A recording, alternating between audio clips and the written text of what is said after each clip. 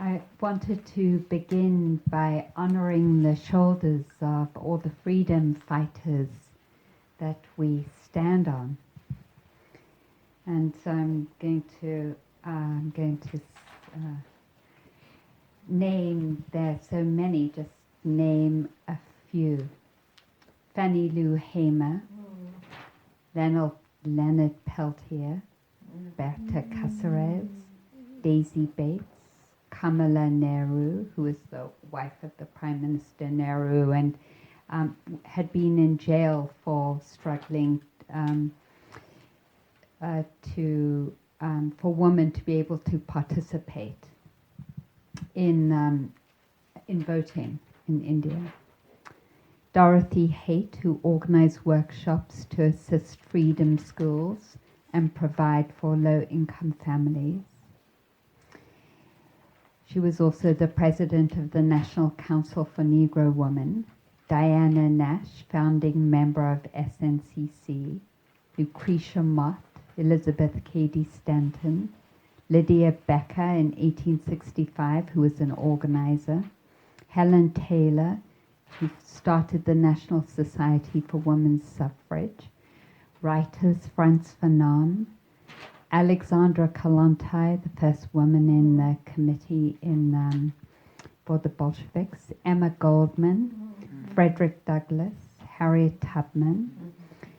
Elle Hearn did the Who's Trance and laid the groundwork for Black Lives Matter. Of course, Sylvia Rivera, who was part of the Stonewall Uprising. James Baldwin, yay. And of course, so many more.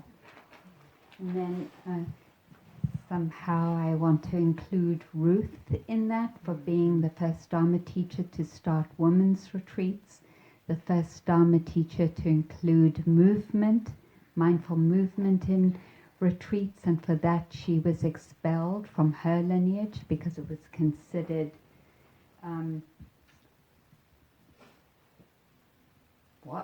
why would you do it? Heretical, that's the right word, heretical.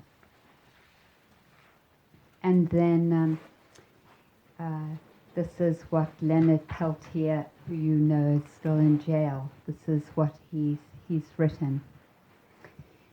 This is the 23rd year of my imprisonment for a crime I didn't commit. I'm now 54 years old. I've been in here since I was 31. I've been told I have to live out 2 lifetime sentences plus 7 years before I get out of prison in the year 2041. By then I'll be 97 and I don't think I'll make it. My life is an extended agony. I feel like I've lived 100 lifetimes in prison already. But I'm prepared to live thousands more on behalf of my people. If my imprisonment does nothing more than educate an unknowing and uncaring public about the terrible conditions Indian people continue to endure, then my suffering has had and continues to have a purpose.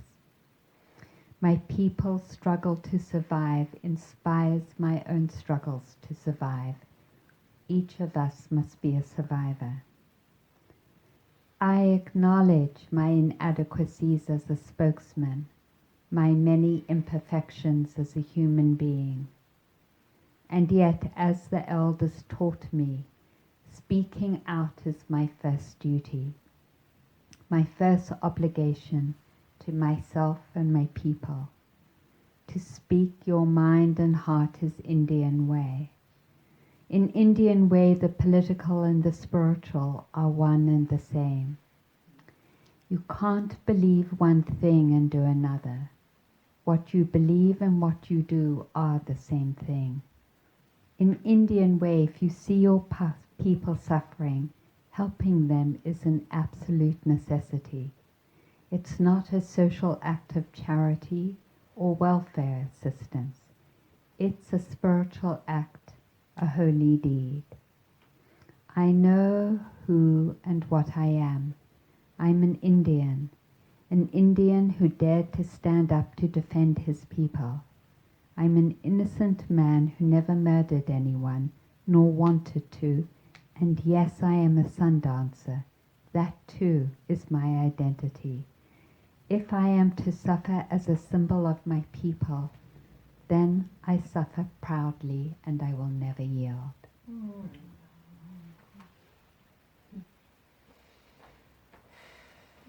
When did you write that? Sorry? When did you write that?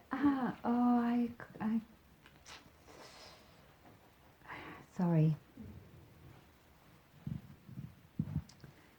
I didn't write it down.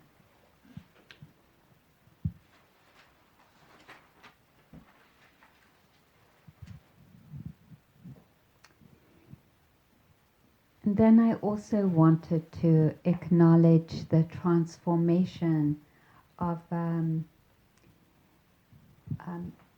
Christian Piccolini, who was a white Aryan and who came out after the Charlottesville murder.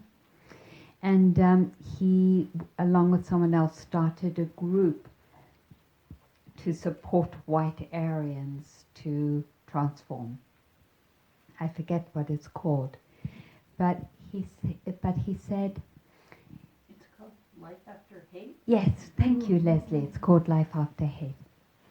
And he said something that just felt so compelling to me. He said, when people come into the room, I don't talk to them about ideology, and I don't talk to them about human rights or how bad violence is. I ask them what's happening for them, and I just listen. And what I hear is suffering. And I just keep listening. And that, he says, has been the most successful way to help heal what white Aryans have done. Oh, that isn't how he ended it, but that's because I can't remember what he said and how he ended it, but for the healing process.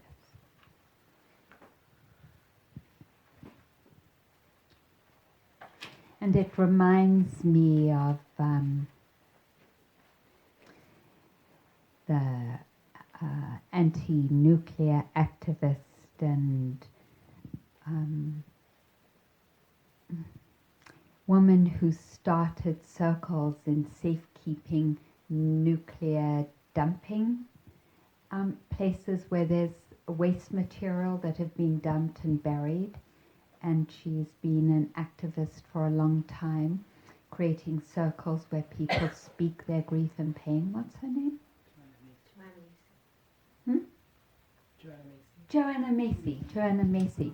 And it reminds me of Joanna Macy because early on she started these circles where the healing process was just listening, going around and around and around in a circle and listening to each other.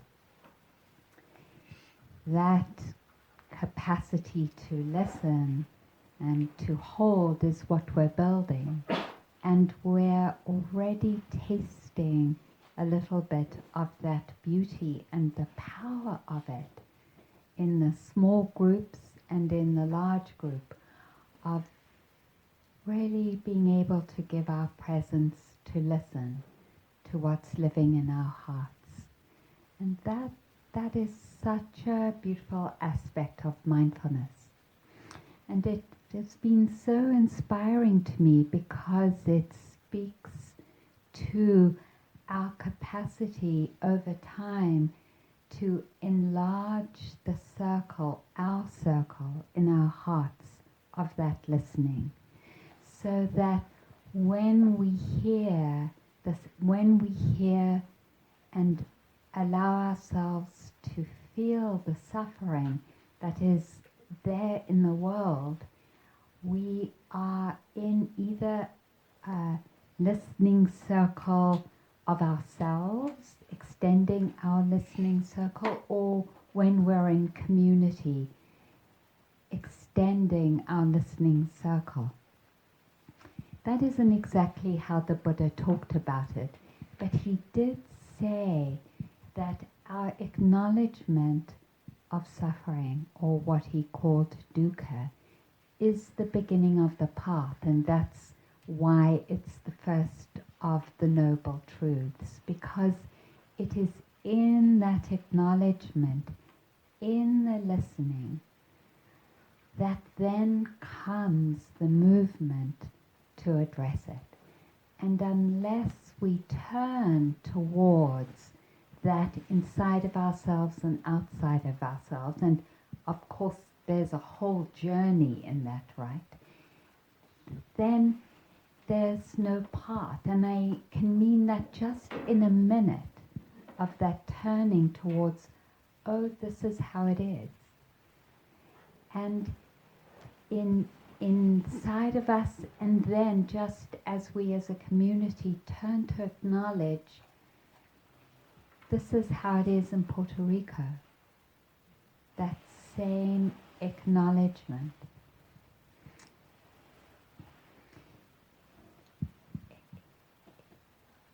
It's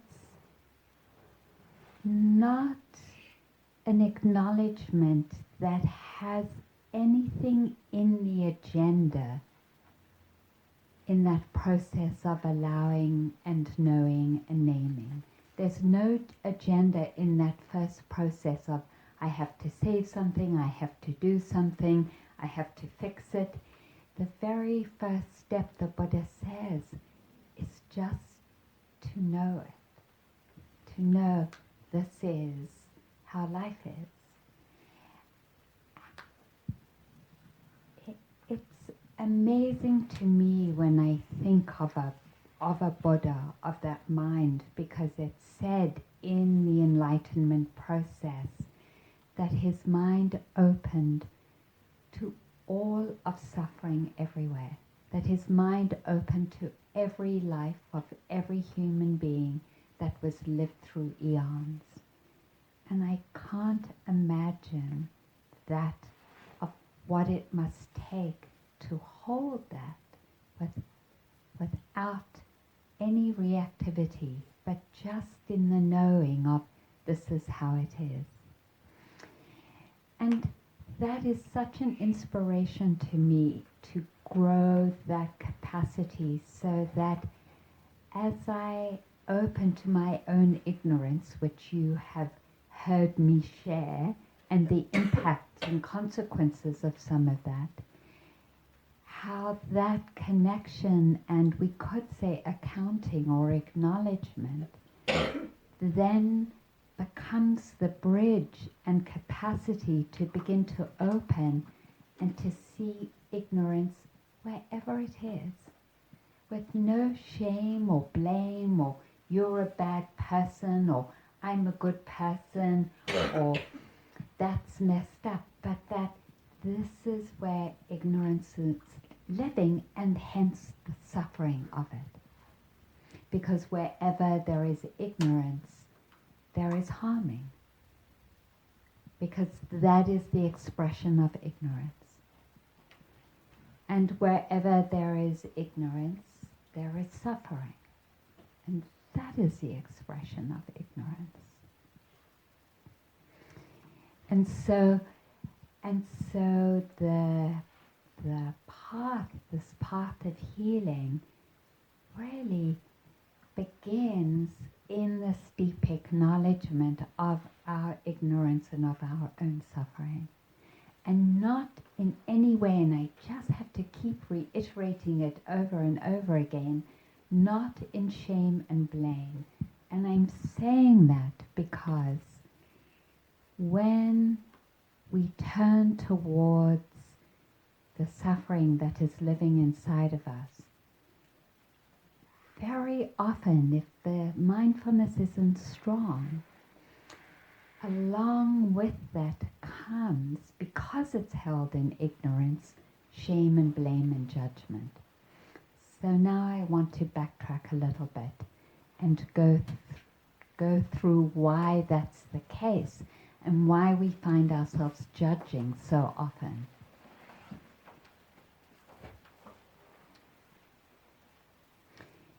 we've talked about moments of consciousness arising and passing away, and in each moment of consciousness there's contact.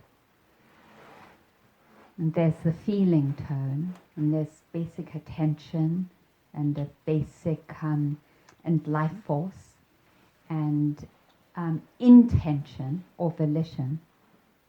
And then in each moment of consciousness, there is either ignorance or there are the beautiful qualities: mindfulness, faith, generosity, loving kindness. These two possibilities that can happen in each moment of consciousness. If there is a moment when there isn't mindfulness or faith or loving kindness or generosity, or any of the other wholesome qualities, then there's always ignorance. And when there's ignorance, there is always wrong view, an incapacity to know that we're doing wrong, and it's called shamelessness, and restlessness. There's restlessness, the mind can't settle, there's wrong view, there's shamelessness, and there's another one very close to shamelessness, blamelessness. That is to say, there is the incapacity to feel remorse at doing wrong. Those things can't be there in that moment when there is this confusion in the mind, and then in that environment of not being able to sense and know what's wrong, and not being able to have remorse, and of having a distorted view, at the beginning, this capacity for a distorted view, then comes greed, hatred, revenge, envy, avarice, ill will, doubt, conceit, and jealousy, and sloth and torpor, and so on. Fear, hatred, anger.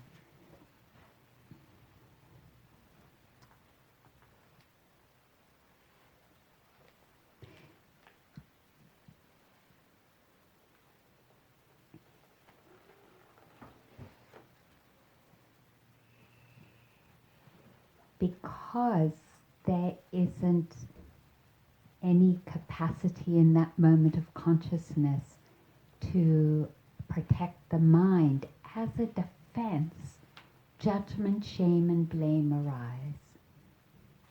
It's like, it seems like, at least inquire for yourself, but I've noticed in my own mind that when something difficult arises, at the same time, shame, some sense of shame, judgment, blame, or we could say ill will arises, aversion arises, which is a form of those.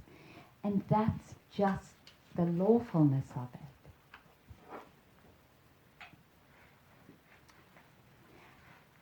And so, have you noticed, and some of you have mentioned, but as a whole community, when we're suffering, when, let's say, we're triggered, that is our parlance, our current parlance, when we're triggered, how often we get down on ourselves rather than the other way.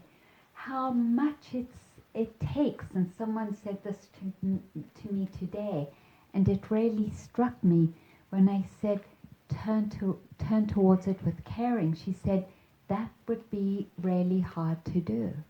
And so I'm just acknowledging that, why it is really hard to do. Because when we're caught in this dynamic, it is very hard to jump from the dynamic and the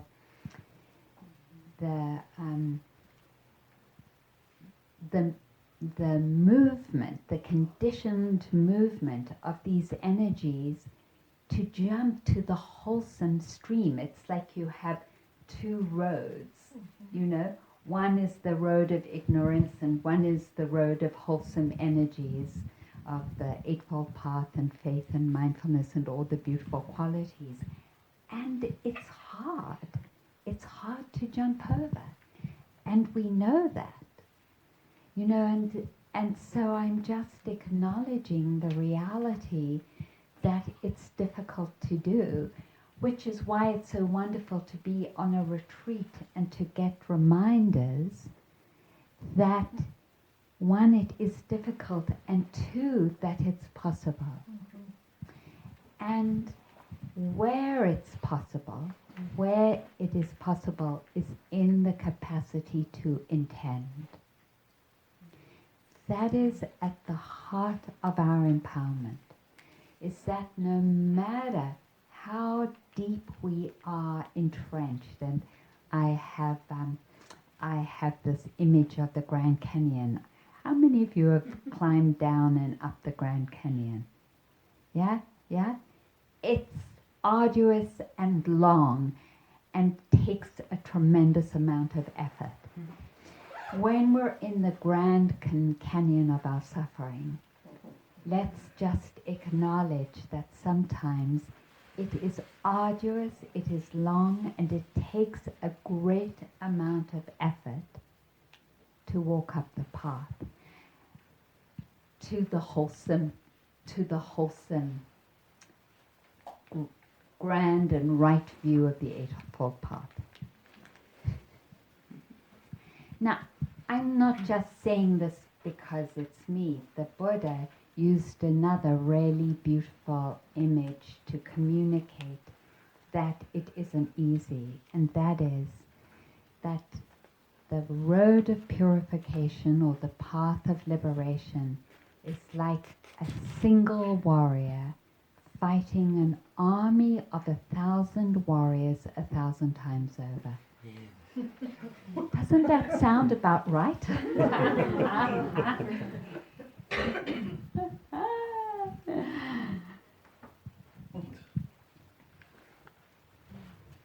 So when we're in the dynamic of unknowing, when we're caught in a storyline and in one of those negative energies, this is to say the dynamic of judging or shaming or blaming is just part of the dynamic, and it is never true. It is never true. And so I've mentioned, I think, to every group that when you notice yourself judging yourself for anything in that moment, the Buddha says it's like wearing a necklace of shit and going around. All it does is stink up the room. It has no nutrition in it at all. That is to say, it has no truth in it. There's nothing in it that serves us. It just is bloody awful. And that is what it is to hold on to judgments, which is like holding on to wrong view. And that's what the description he used for wrong view. That whenever we believe a judgment, it's like putting on a necklace of shit. And we know it stinks because that's how judgment feels, right? It feels bad.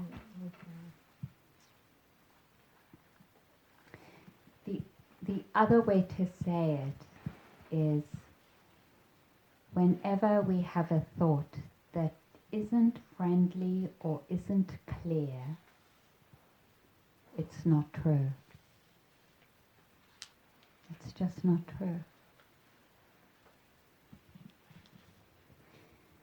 So Christina Feldman said, when I have a thought more than 3 times, then I know it's distorted.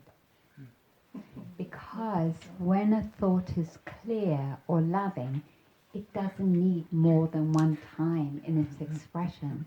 When something keeps being repeated, it's because there's a charge there already. Isn't that amazing? So it's like, it could be totally liberating and supportive of dropping so much of our thinking. How many times have you had the thoughts that you've been thinking recently? Drop it. Because it isn't true. And then if it isn't true, then it's wrong view. And then if it's wrong view, you're wearing a necklace of shit.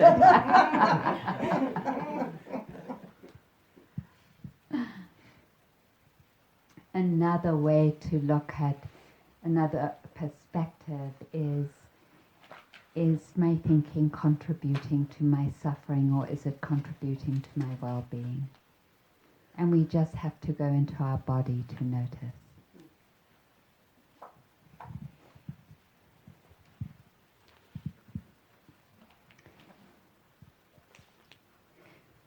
One of the conditions that brings us up the path of the Grand Canyon, the strength for that, are our beautiful qualities, and we talked about that, and I talked about it yesterday. And some of you have written me notes about your beautiful qualities, and I was so moved by them. I want to acknowledge that in this room, there are parts of our community who are acknowledging their tenderness, forgiving, light-heartedness, generosity, kindness, wisdom, compassion, curiosity, honesty, truthfulness, touchable in my heart, seeing clearly and being able to have an overview of things, caring for others, sensitivity, being able to be direct, connected to a vision, and hardworking. Isn't that beautiful? So being able to hold both. That's what we're doing here, holding both. But in a different way. Because with those beautiful qualities, we're naming them and supporting them and growing them. And with ignorance, we're naming and abandoning and renouncing. The way we do it then is through karma. And so I wanted to talk a little bit about karma.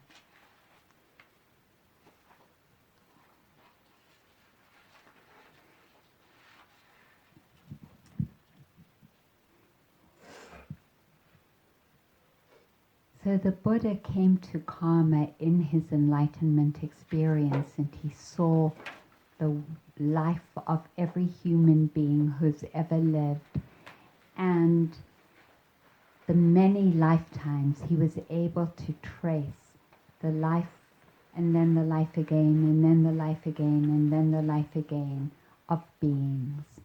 And he saw, in perceiving with his mind the many, many lifetimes of each being, that there was a force that was determinant in those lifetimes.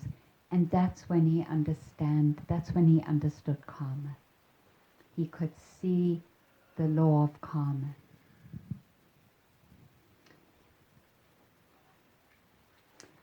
So it was radical. It was that understanding karma was radical, because there were many philosophies when he was alive that action played a causative role in one's happiness, but they all differed. And so, for example, for the Vedists, it was felt like if you did a ritual like bathing in the Ganges River, you would purify yourselves. Or for the Jains, it felt very deterministic, and so that all past actions would, without any change, shape one's future, and that the only way for purification or healing lay in a life of non-violence and non-action, culminating in a slow suicide by starvation. And during the Buddha's time, there were thousands of Jains who starved themselves. But the Buddha saw It was the intention behind the action that mattered, not just the action, like starvation. So for example, you could have a person with a knife cutting a body, and that person could be a surgeon cutting the body in the same way that a murderer might cut a body, but the intention is different. And so it's the ethical component in each moment of consciousness that then brings about particular results. And then just a reminder again that each person is the heir of their own karma. And then I mentioned that nations, but I don't know if the Buddha said this, but I did hear someone else say, but I can't remember who, that communities and nations are heir to their karma. No, I think he did in, do you remember the sutra about one of the countries and the kings wanting to go to war with the other? And he said it would bring bad consequences for the whole nation. Any of you are sutra readers, anyway. So he did say that it would affect the whole nation negatively. So it's the moral quality of the intention, and so that but it's how the consequence lands is different. So let's say, for example, it's Sunday and it's your day off, and you had this great morning and you went out for coffee, or someone had great coffee and brought it back for you, and you're reading something that's just like great writing, or anyway, you're in a good mood. And someone like knocks on the door, and it's your next door neighbor, and the next door neighbor's like, I can't believe it. Your dog just shat in my garden and I'm sick and tired of it. And so it's really, because you're in a good mood, right? You're like, oh wow, yeah, that sounds like it's really a drag. I'm really sorry. I really try and keep my dog inside the fence. I don't know how he got out. I really apologize. Let me come and pick it up now, and I will try more. And so your neighbor's like, oh, all right, thank you. Or it could be you've just had a terrible fight with your honey, and the neighbor comes knocking the door, and you're like, what is the big deal? God, you're always going on about something all the time, and what is just like, there's dogs all over. How do you know it's my dog? It could have been the dog from next door, and and you're like in a big row. I know it's your dog. I recognize that shit.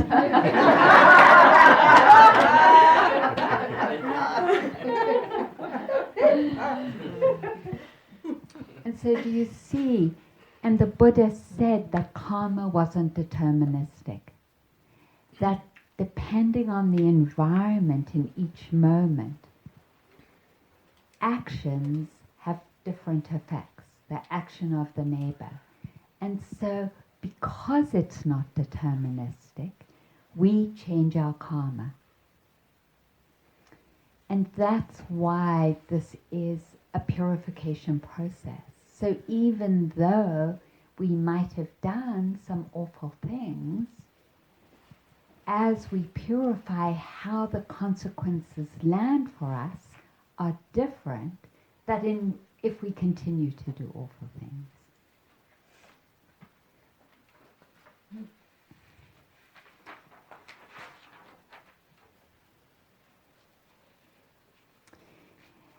So Thich Nhat Hanh talks about karma and its as a greenhouse, and it depends which plants you want to water. And so in each moment, am I clear which energies am I watering? The plants of greed, hatred, and delusion, or the plants of faith, mindfulness, loving kindness, generosity, patience, renunciation, truthfulness, and equanimity, for example. But it's not even as simple as this, and this gives me just so much hope. And why I read Leonard Peltier and also Nelson Mandela, because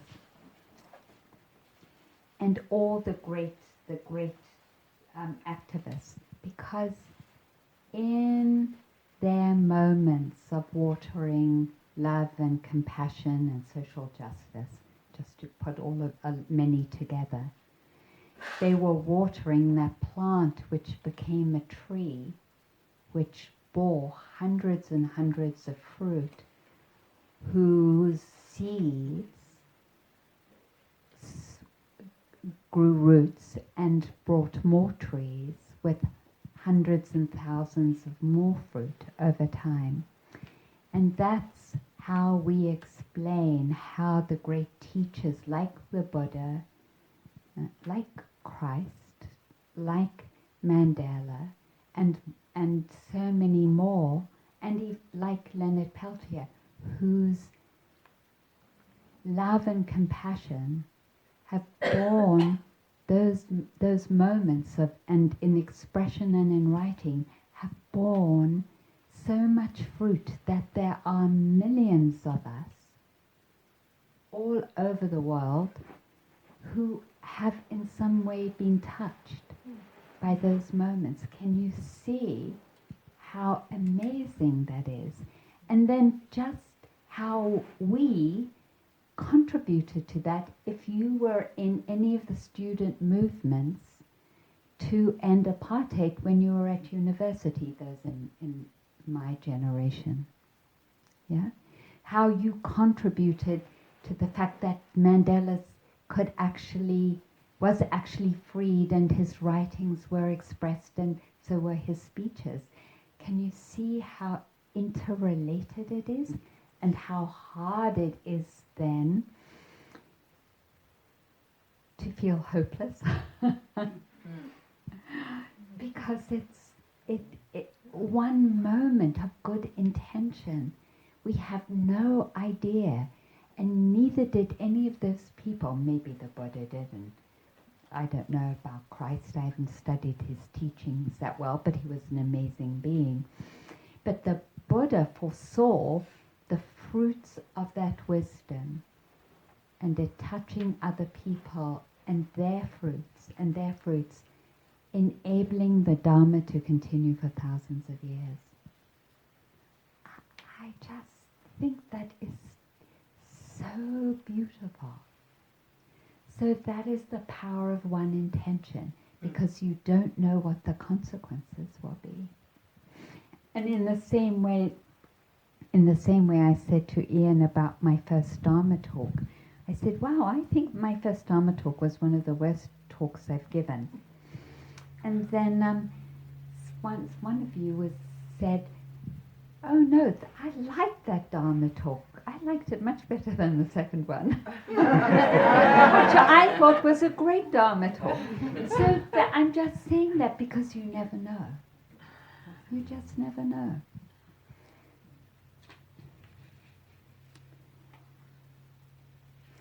So,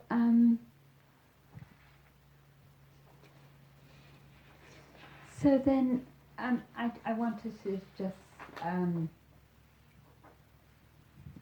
read what is a beautiful about the Baniya Sutta, because it's another way to name our vision. I don't know, maybe it's a bit of a jump. Maybe I won't say it, and it's getting late. Maybe should I end?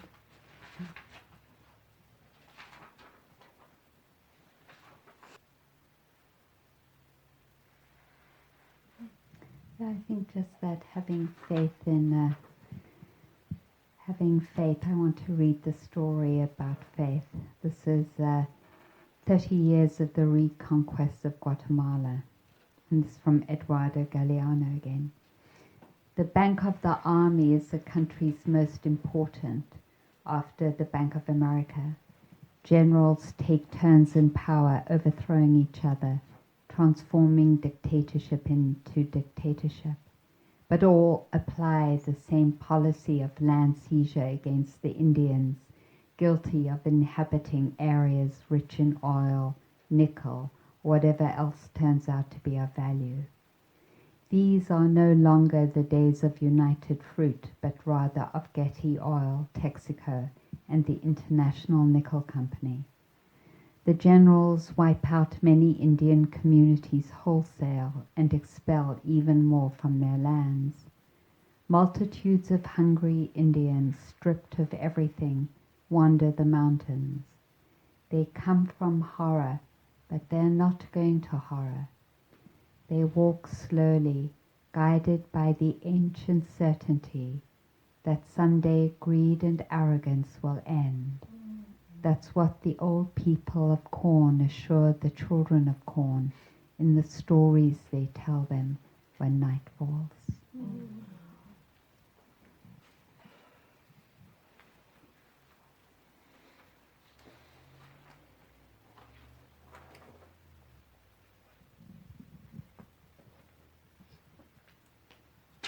And then this is my current favorite poem.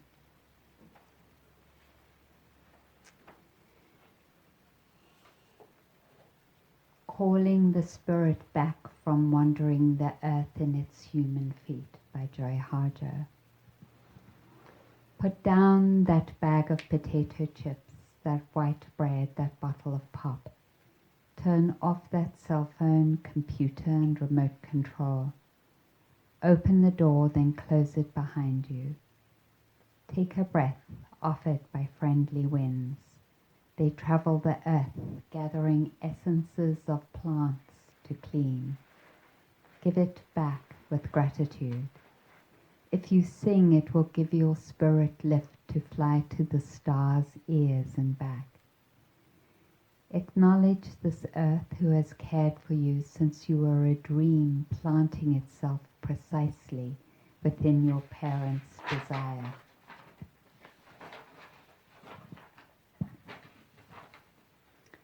Let your moccasin feet take you to the encampment of the guardians who have known you before time, who will be there after time.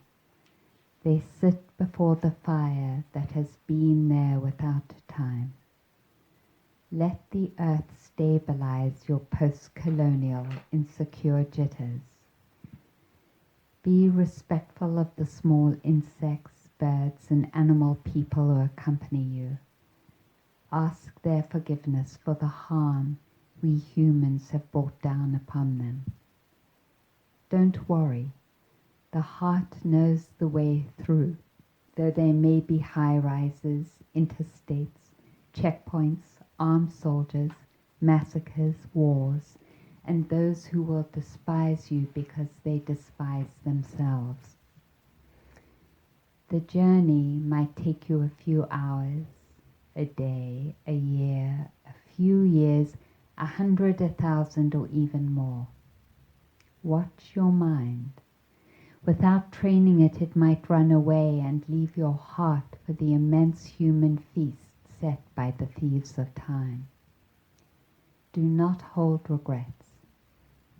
When you find your way to the circle, to the fire kept burning by the keepers of your soul, you will be welcomed. You must clean yourself with cedar, sage, or other healing plants. Cut the ties you have to failure and shame. Let go the pain you're holding in your mind, your shoulders, your heart, all the way to your feet. Let go the pain of your ancestors to make way for those who are heading in our direction. Ask for forgiveness. Call upon the help of those who love you. These helpers take many forms: animal, element, bird, angel, saint, stone, or ancestor. Call your spirit back. It may be caught in corners and creases of shame, judgment, and human abuse. You must call in a way that your spirit will want to return. Speak to it as you would to a beloved child. Welcome your spirit back from its wandering. It may return in pieces, in tatters. Gather them together. They will be happy to be found after being lost for so long. Your spirit will need to sleep a while after it's bathed and given clean clothes. Now you can have a party. Invite everyone you know who loves and supports you. Keep room for those who have no place else to go. Make a giveaway and remember, keep the speeches short. Then you must do this. Help the next person find their way through the dark. Let's sit.